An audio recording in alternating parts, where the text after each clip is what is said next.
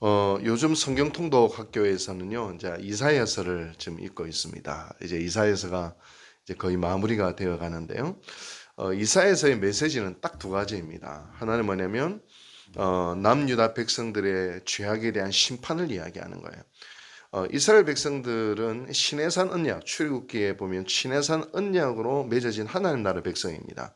시내산 언약을 지키면 복을 받고, 지키지 않으면 저주를 받는 것이 바로 하나님 백성들의 절대적인 기준이 시내산 언약이에요.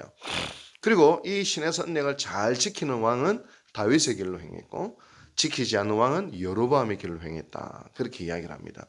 그래서 이 시내산 언약을 끊임없이 어기고 우상 숭배를 하고 죄악을 범하는 남유다 백성들에게 끊임없이 경고하고 돌아오라 하셨으나 돌아오고 회개할 수 없으니 마지막 방법으로 심판을 하시는 겁니다. 망한다, 망한다, 돌아오라, 안 그러면 망한다.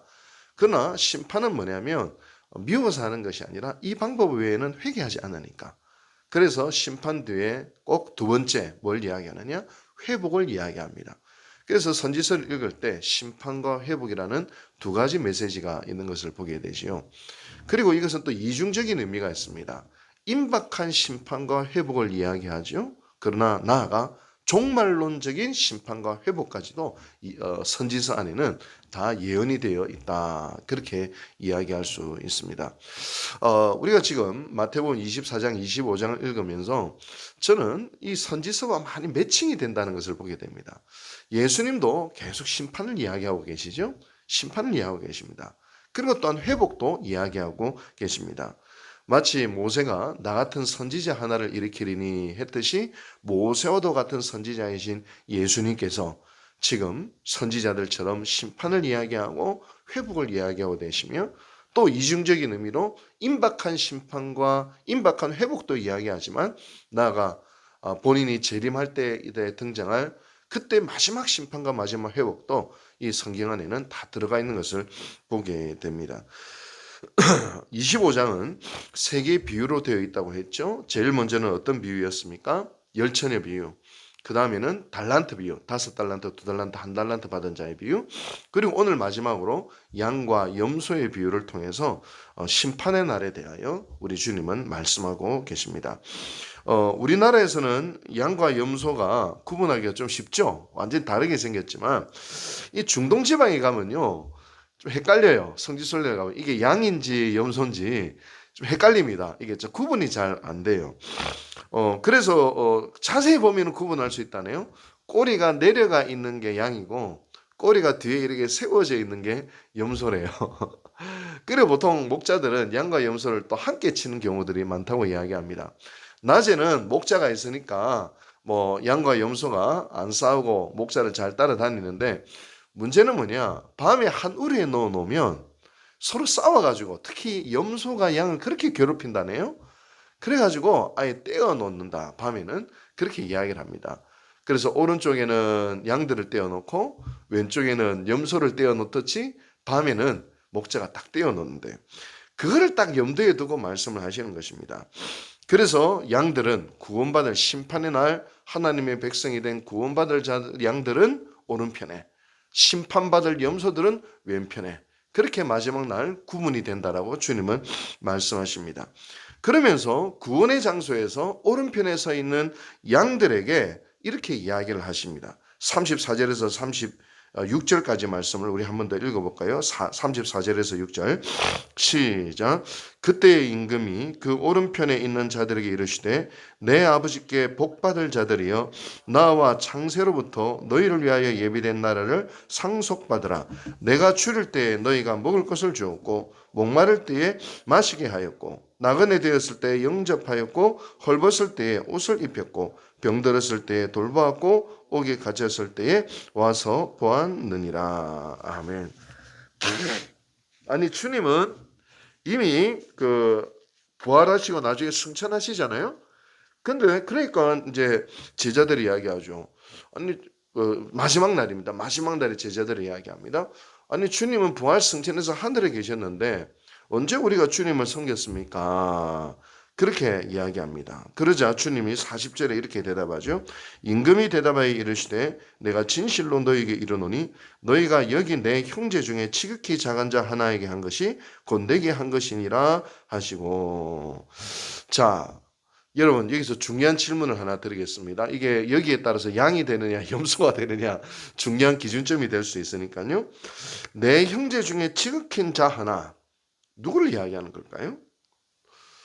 내 형제 중에 지극히 작은 자 하나, 누구를 이야기하느냐? 보통 우리는 이 본문을 어떻게 해석을 했냐면 가난한 사람들, 좀 소외된 자들을 잘 섬기는 것이 바로 주님께 하는 것이다. 그렇게 전통적으로 해석을 해왔습니다. 그래서 톨스토이의 유명한 희곡도 그렇게 해석을 했죠. 어느 구두방 주인이 있었는데 러시아의 구두방 주인의 꿈속에 주님이 나타났습니다. 내가 오늘 네 구두방에 방문하겠다. 그래서 너무 꿈이 생생해서 구두방 주인이 하루 종일 주님 언제 오시나, 주님이 언제 오시나, 우리 구두방에 방문하시는데 기다립니다. 근데 정작 주님은 오시지 않고 병들고 헐벗은 사람들이 줄 이어 찾아옵니다. 그때 이 구두방 주인이 주님한테 주려고 준비한 음식과 물과 이 간식들을 찾아오는 그 헐벗고 가난한 사람들에게 나눠줘요. 그리고 나중에 이제 날이 저무는데 주님 오셔도 드릴 음식이 없구나 하면서 너무 마음 아파하는 거죠. 왜냐면 찾아온 가난한 사람들에게 다 나눠져 버렸으니까. 그러자 그 다음날 꿈에 주님 결국은 찾아오지 않습니다. 그리고 그 다음날 꿈을 꿨는데 또 너무 생생하게 주님이 찾아오신 거예요. 나는 그러자 이제 구두방 주인이 물어보죠. 주님, 지난밤 꿈속에 저 찾아오신다고 하셨는데 왜 찾아오지 않으셨습니까? 물어봐요. 그러자 주님이 뭐라고 말씀하십니까? 내가 네 가게에 3번이나 찾아갔구나. 그때마다 나에게 음식도 주고 물도 주어서 참 좋았다. 그렇게 말씀하시는 거예요. 그러니까 그 가난한 사람들에게 했던 게 주님에게 한 것이다 라고 하는 이 본문을 들어서 톨스토이가 희극을 쓴 것을 보면 됩니다. 그렇죠. 누구든지 이 가난한 사람뿐만 아니라 나에게 찾아오는 사람들은 우리는 변장하여 찾아온 예수님으로 대해야 합니다. 그 사람이 가난하든 부하든, 그 사람이 내 마음에 쏙 드는 사람이든 안 드는 사람이든, 나에게 상처를 준 사람이든 상처를 주지 않은 사람이든 그 사람 그 형제를 대하는 것이 누구를 대하는 것이냐면 주님을 대하는 것이다. 우리 기독교인들은 그렇게 살아야 된다고 오늘 본문은 이야기하고 있습니다. 그런데요, 최근 성서학자들이 이 본문의 진짜 의미에 대해서, 최근 성서학자들이 아니에요, 옛날부터 이 성서학자들은 이 본문은 물론 그게 틀린 것은 아니지만 진짜 의미가 있어 라고 가르쳤습니다. 그게 뭐냐면 여기 내 형제 중에 지극히 작은 자 하나, 누구예요? 여기 내 형제는 누구예요? 제자들이에요. 제자들 중에서, 즉 복음을 위해 수고하는 자들에서 가장 부족한 사람, 요즘 말로 이야기하면 목사님인데 제일 설교도 못하고 문제도 많고 좀 연약하고 그런 사람, 그런 목회자라 하더라도 그에게 대하는 것이 뭐냐면 바로 나에게 대한 것이다. 이 정확한 해석은 그렇다는 거예요. 예를 들어 마태복음 10장에서 12제자를 부르시죠. 12제자를 불러요. 그리고 전도를 보내시면서 말씀하십니다. 누구든지 너희들 중에 가장 작은 자 한 사람에게 냉수 하나를 대접하는 사람은 나한테 한 거다. 이 제자들을 향한 것이다. 그렇게 이야기합니다. 다시 말하면 주님을 위하여 사명을 감당하는 사람들, 주님을 위해 헌신하는 사람들을 어떻게 대하느냐가 사실은 주님께 대하는 것과도 똑같다. 그렇게 이야기를 하는 것을 보게 됩니다. 그런 의미에서 옛날 선배 신앙인들은 참 주의 종에게 참 잘했죠.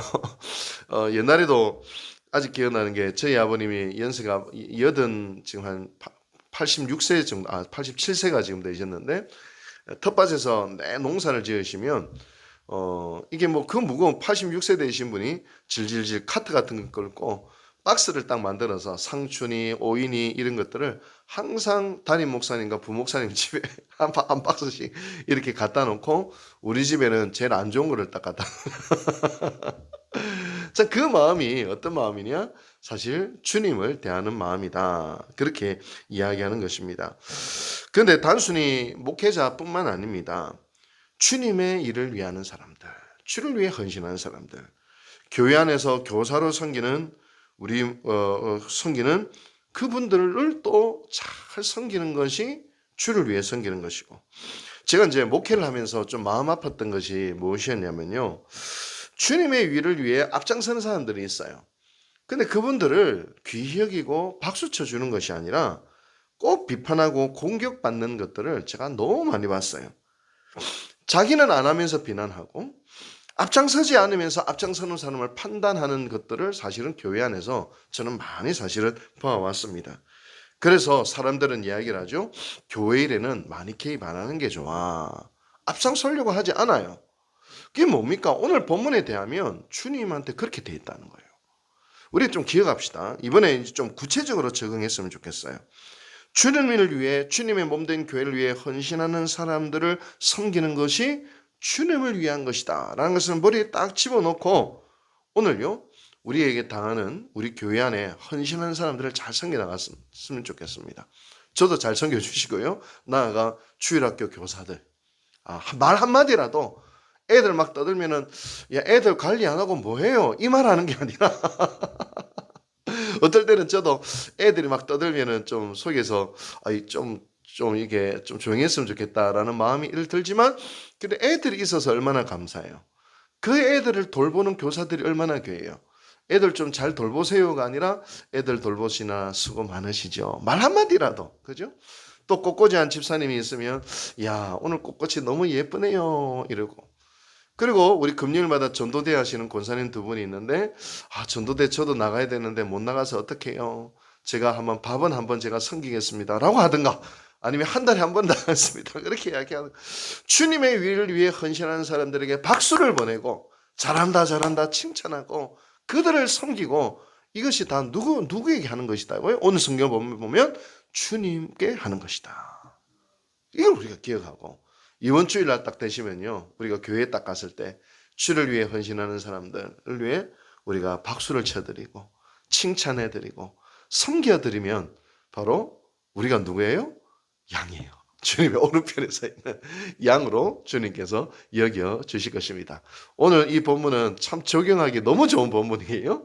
이번 주일날 꼭 기억하시고 주를 위해 헌신하는 사람들에게 박수를 보내드리는 그런 하루를 이번 주일날 보낼 수 있게 되기를 주님의 이름으로 축복합니다. 마지막 한마디만 더 하면, 좀 시간이 갔지만 한마디만 더 하면, 대신에 헌신하는 사람들은 그럼 어떻게 해야 되느냐,